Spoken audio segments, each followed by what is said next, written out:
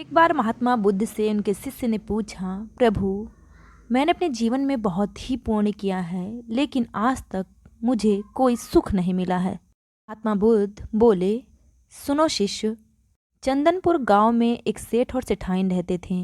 सेठ दीनानाथ बहुत ही अमीर था, बहुत दान पुण्य करता था, बहुत सारी कन्याओं का विवाह किया था और बहुत पाठशालाएं बनवाए थे। अपने राज्य में उसके पास धन था तो बहुत ही सेवा किया करता था। लेकिन एक समय ऐसा आया कि सेठ और सेठाइन निर्धन हो गए। उनके पास धन की कमी हो गई, बहुत सारी परेशानियां आ पड़ी, खाने के भी लाले पड़ने लगे। एक दिन सेठाइन बाजार गई थी तो उसने बहुत लोगों को, बहुत राजा के जो मंत्री थे उनको घोषणा करते हुए सुना कि जो लोग पुण्य कर्म किए हैं वो राजा के दरबार में आएं और अपने पुण्य को बताएं। राजा उनको बहुत सारे आभूषण देंगे और बहुत सारे धन दौलत देंगे। सेठ दीनानाथ की पत्नी बाजार से घर गई और फिर सेठ दीनानाथ से बोली कि ऐसा मैं बाजार में घोषणा सुनी हूँ, तो इसलिए आप राजा के दरबार में जाएं और हमारे अच्छे कर्म को गिनाएं, जिससे हमारे भी दुख के दिन दूर हो सके। हमने अपने ज़िंदगी में बहुत ही पुण्य काम किए हैं, तो आप जाके राजा को अवश्य बताएं। राजा भी हमें बहुत सारे धन देंगे।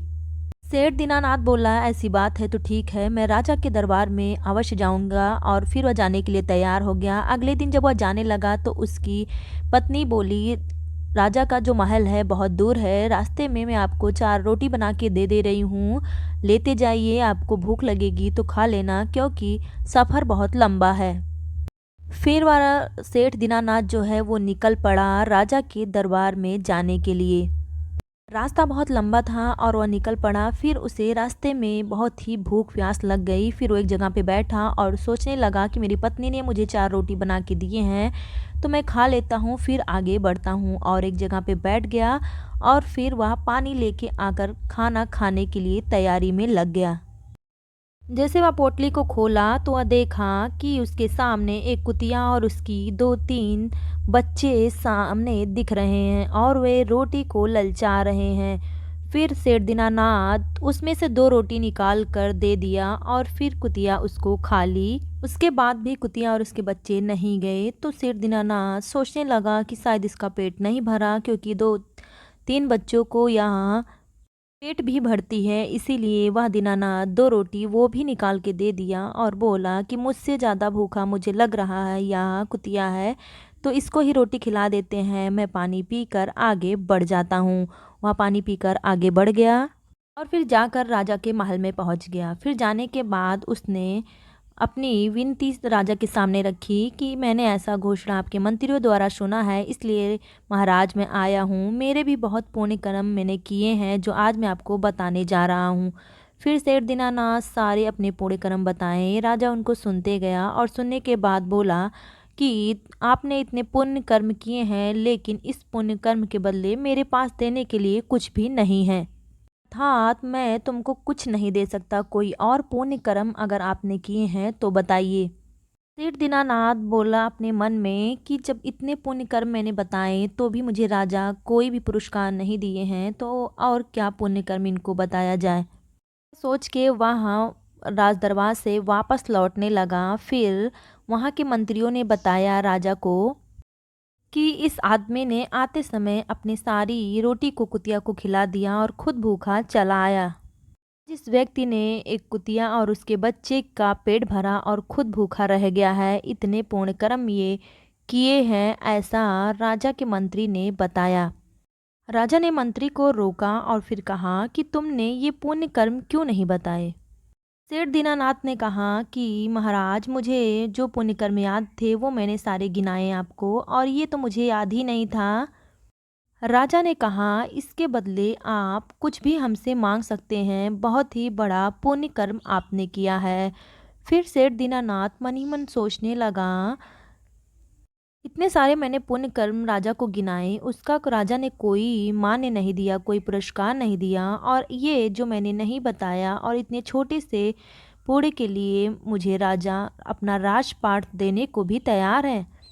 सेठ दीनानाथ ने कहा, राजा मैं आपसे एक प्रश्न पूछना चाहता हूँ।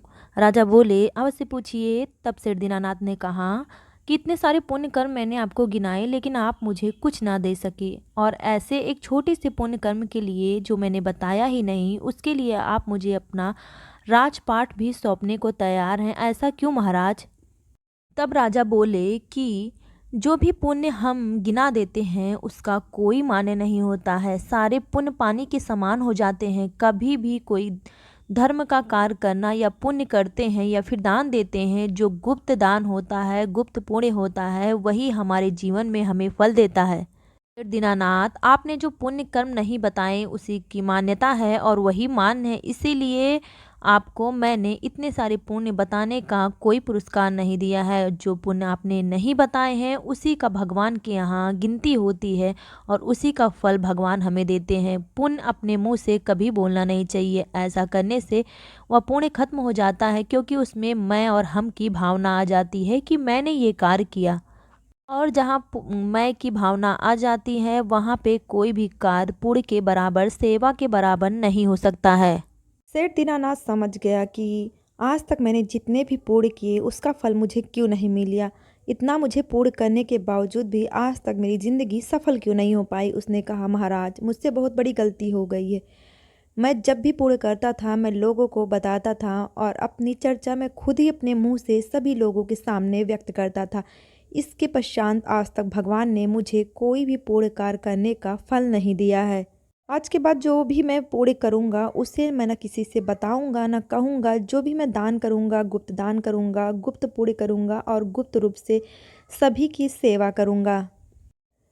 लेकिन कभी भी किसी से मैं इस चीज़ को व्यक्त नहीं करूँगा।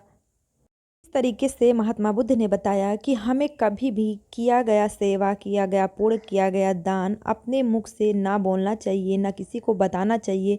तभी उसका फल हमें मिलता है और हमारा जीवन सफल बनता है।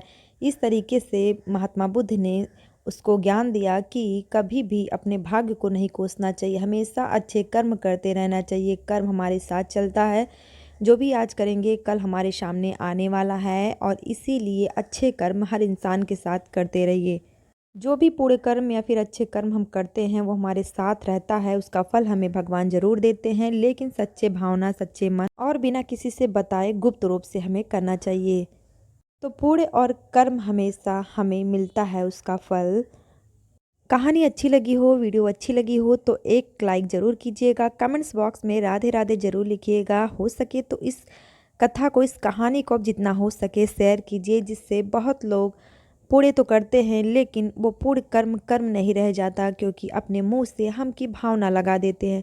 इसलिए हमेशा सभी को पुण्य करना चाहिए, लेकिन अपने मुंह से हम की भावना बिल्कुल भी नहीं रखना चाहिए। ऐसे और धार्मिक जानकारी और कथाओं के लिए आप मेरे चैनल को सब्सक्राइब कर लें, जिससे समय से पहले आपको सारी जानकारी मिल सके। मिलेंगे फिर नेक्स्ट वीडियो में, तब तक के लिए राधे राधे, जय माता दी।